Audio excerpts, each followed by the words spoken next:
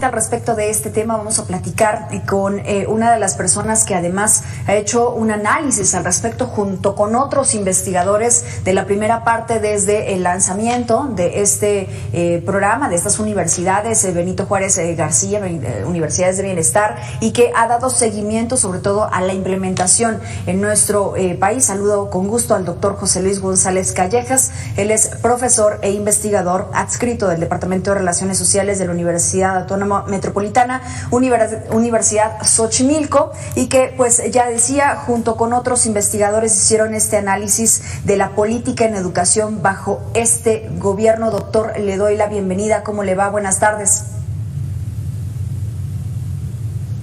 Buenas tardes, Mitzi.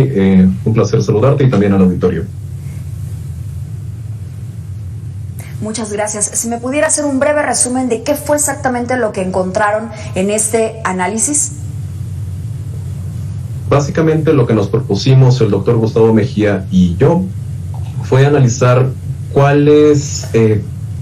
qué grado de cumplimiento de los propios criterios del programa se presentaban, ¿no? Tal cual. En ese sentido, nosotros tomamos los indicadores, o al menos las dimensiones que el propio programa establecía. Cabe recalcar que nosotros analizamos una primera etapa de este programa en el cual solamente se planteaba la creación de 100 planteles. Posteriormente se hicieron modificaciones a este programa y actualmente tenemos 145 planteles en distintos grados de concreción.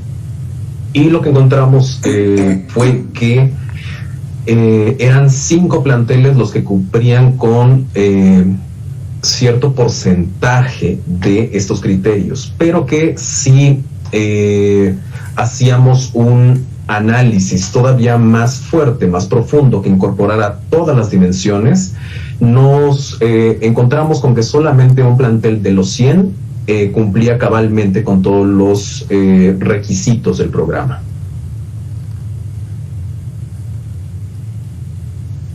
Estos requisitos del programa, básicamente, ¿cuáles eran, doctor?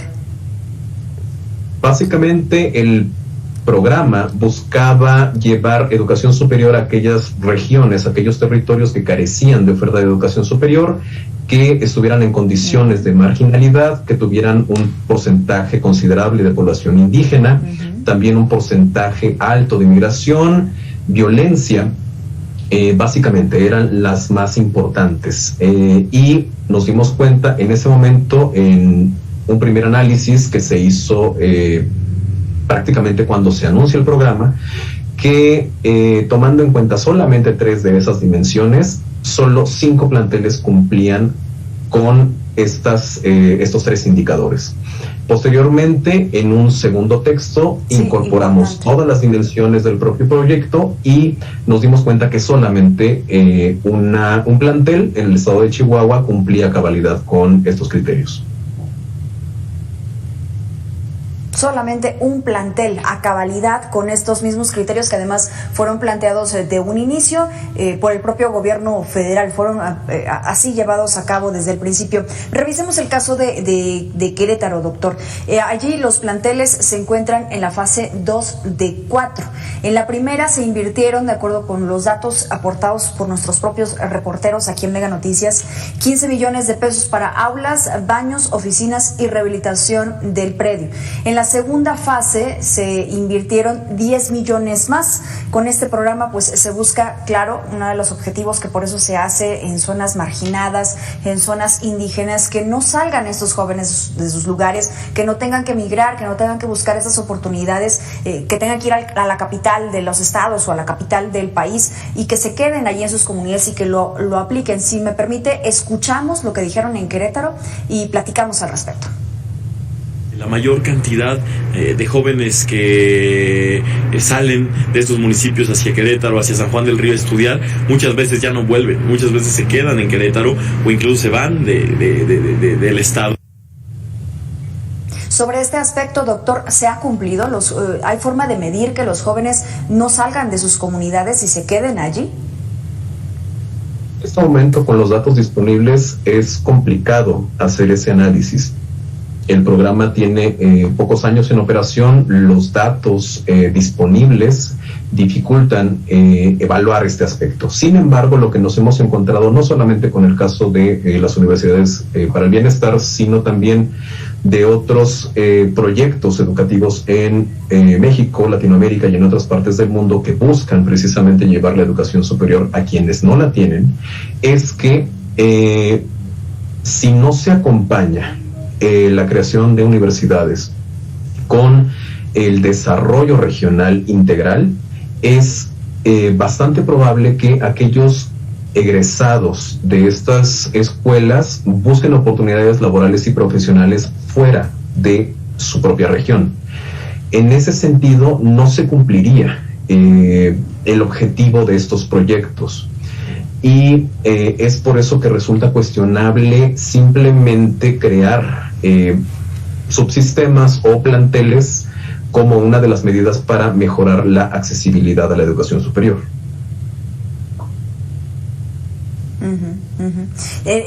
Se planteó de un modo y terminó siendo otro. Es parte del análisis que ustedes hicieron. Y déjeme preguntarle esto, porque además hacen una pregunta dentro del mismo análisis. ¿Cambio, continuidad o regresión? ¿Cuál fue la respuesta, doctor? En este caso, nosotros nos encontramos con un panorama diferenciado y complejo. Hay continuidad en el sentido de que desde hace 30 años en diversos países del mundo, particularmente en América Latina, se ha pensado que una de las mejores formas para ampliar la cobertura educativa es crear más subsistemas educativos o generar más planteles. Entonces, en ese aspecto tenemos continuidad, ¿no? No ha habido una ruptura radical en ese sentido. Sin embargo, si nosotros analizamos como tal el proyecto, podemos encontrarnos con que hay un intento de innovar los procesos de acceso a una institución de educación terciaria. Y en ese sentido, probablemente el referente más cercano que tengamos en términos del diseño es la Universidad Autónoma de la Ciudad de México, que corresponde con el proyecto de gobierno de la actual administración, ¿no? ¿Y en qué parece que hay una dificultad? Precisamente con la discontinuidad entre la lógica del gobierno, la lógica educativa y la lógica política, ¿no? Por lo regular, los programas sociales muestran resultados en el largo aliento, ¿no? Cuando la lógica electoral, la lógica política busca resultados inmediatos, ¿no? Entonces estamos hablando aquí de distintas formas de estructuración que no corresponden cabalmente. Esto que usted acaba de mencionar, cuando se tiene que hacer una diferencia entre si se busca, por ejemplo, educación de calidad o simplemente dar estos resultados para que tenga creces políticas, pues esto me parece también bien interesante, porque también lo mismo ha pasado en Chiapas, donde se anunció la creación de 6 universidades y que específicamente con esta situación pues también se ha pensado que es una ocurrencia electorera para cooptar jóvenes para que vayan a las urnas con miras a que también sean de estos mismos becarios de los programas de bienestar. Permítanme escuchar este otro inserto para que podamos contrastar lo que usted nos diga, doctor. Una propuesta que tiene tintes electoreros. Más bien deberían llamarse universidades de Morena que universidades para el bienestar. ¿Qué opina de esto, doctor? Todo programa social va a ser objeto de disputas no solamente gubernativas, ¿no?, sino también electorales, políticas, económicas, desde el punto de vista de la ciencia, ¿no?, porque a fin de cuentas lo que nosotros hacemos es un análisis científico de un programa social. Nosotros encontramos inconsistencias, ¿no? Los resultados de nuestro análisis van en ese sentido. Y actualmente estamos trabajando en qué pasa con este programa social a la mitad del sexenio, ¿no? Todavía no podemos adelantar Resultados, sí ha habido modificaciones en el programa y eso es parte connatural, ¿no? A todo programa social, a toda propuesta gubernativa para transformar una realidad particularmente adversa. Sin embargo, no se puede olvidar que todo programa social es susceptible de utilizarse electoral y políticamente. Doctor, ¿qué pasa con el financiamiento que se destina para las universidades públicas en términos generales? ¿Es claro con todas y es claro también con las universidades Bienestar Benito Juárez García? Como han mostrado análisis de economistas de la educación, particularmente de la educación superior, el presupuesto que se destina a la operación de los sistemas educativos es prácticamente inmodificable, ¿no? Y en ese sentido también, si hablamos de continuidad y de ruptura, la propia lógica de gobierno dificulta que el presupuesto se asigne a rubros que no tengan que ver con la reproducción del funcionamiento gubernamental, institucional, ¿no? Entonces, en ese sentido la educación es un rubro del cual se puede prescindir siempre en función de la razón de Estado para tratar de atender aspectos, procesos mucho más urgentes, ¿no? Entonces, en ese sentido, el sistema educativo resulta sumamente vulnerable porque siempre se le pueden extraer recursos, ¿no? Y la creación de un nuevo subsistema, de un nuevo programa que además tiene un objetivo tan amplio como llevar 145 planteles universitarios a distintas regiones, implica necesariamente una reducción en el presupuesto de otros subsistemas educativos. Uh-huh.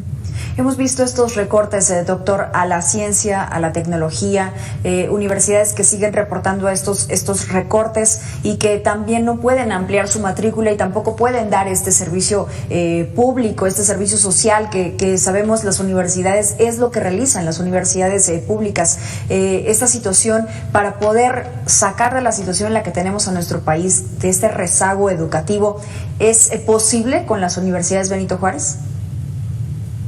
Resulta difícil hacer una evaluación cabal en este momento, ¿no? Es un programa bastante reciente y, como comentaba, los resultados muchas veces van mucho más allá de las administraciones que los crearon, ¿no? Por una parte. Por otra, como también lo comenté, si la creación de nuevos subsistemas, la edificación de nuevos planteles no va acompañada de un proceso integral de desarrollo regional o al menos municipal, es difícil que pueda potenciarse una transformación profunda del sistema educativo, ¿no? Y en consecuencia de el impacto que esto puede generar en el sistema laboral y en la economía personal y familiar de aquello de la población que se busca beneficiar. Ok.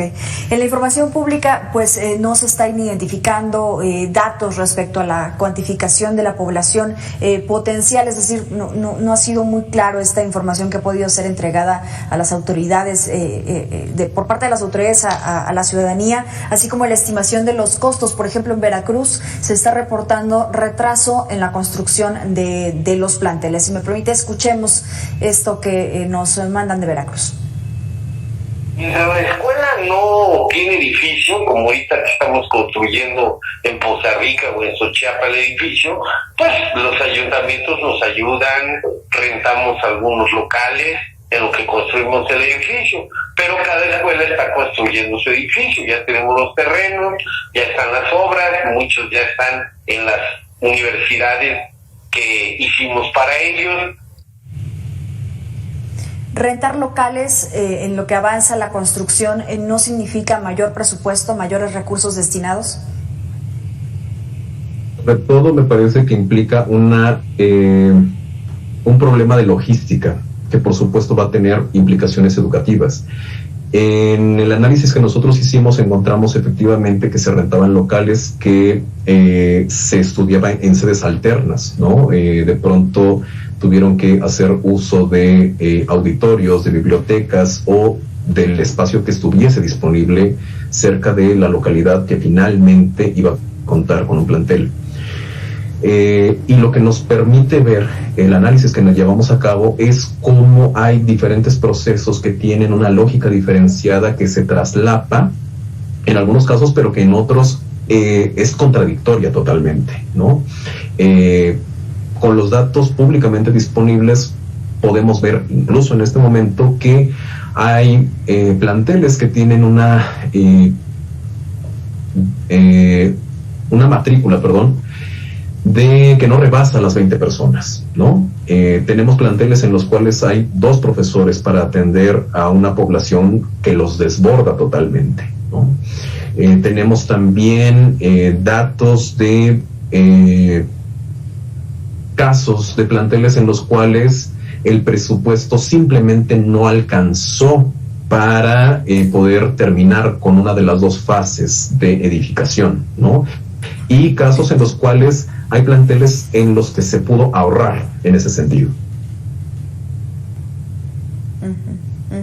Sí, y planteles en donde todavía hacen falta detalles, por ejemplo, iluminación, por ejemplo, pupitres, por ejemplo, baños, en fin, una serie de detalles que se debería de cumplir, porque al final de cuentas estarán alumnos allí pasando varias horas y que al final hay personas también que opinan que se sigue quedando todavía, usted lo mencionaba, todavía es muy pronto quizá para hacer una evaluación integral y concluir, ¿no?, con esto que apenas ha avanzado, pero sigue estando como en buenas intenciones. Si me permite, escuchemos esta otra voz. Es una iniciativa que tal vez tuvo una buena intención, pero lejos de solucionar el problema que pretendían atender, pues lo agravan y hacen que la gente la poca gente que está yendo a estas universidades pierdan su tiempo y tal vez ni siquiera puedan tener ese título profesional. ¿Coincide, doctor? Realmente, algo que no se toma en cuenta cuando se diseña y sobre todo cuando se implementa un programa social son los efectos perversos que el propio programa social puede generar, ¿no? Siempre pensamos que estas acciones gubernamentales en los diferentes niveles de gobierno van a poder remediar una situación o por lo menos transformarla. Y efectivamente, en algunos casos se transforma, pero de tal manera que se agrava el problema que se buscaba transformar, ¿no? Eso es algo que también, al menos en este momento, a manera de hipótesis, nosotros estamos estudiando la inclusión de un plantel en regiones que ya están sobresaturadas de oferta de educación superior, puede hacer todavía más complejo este entorno. Y en ese sentido, podría agravar el problema, es decir, que menos población en condiciones de desventaja pueda acceder a la educación superior. Y crecer, ¿no?, esta brecha educativa. Doctor José Luis González Callejas, muchas gracias por esos minutos con Mega Noticias. Seguimos revisando este análisis y los avances que ustedes van entregando como investigadores y que, bueno, pues usted lo dice, ¿no? Estamos revisando todo lo que se puede investigar, pero también si no hay esta transparencia en la información, también a veces se vuelve un poco complicado poder hacer esos contrastes. Gracias, doctor. Hasta luego, gracias. Vamos a la pausa y regresamos con más.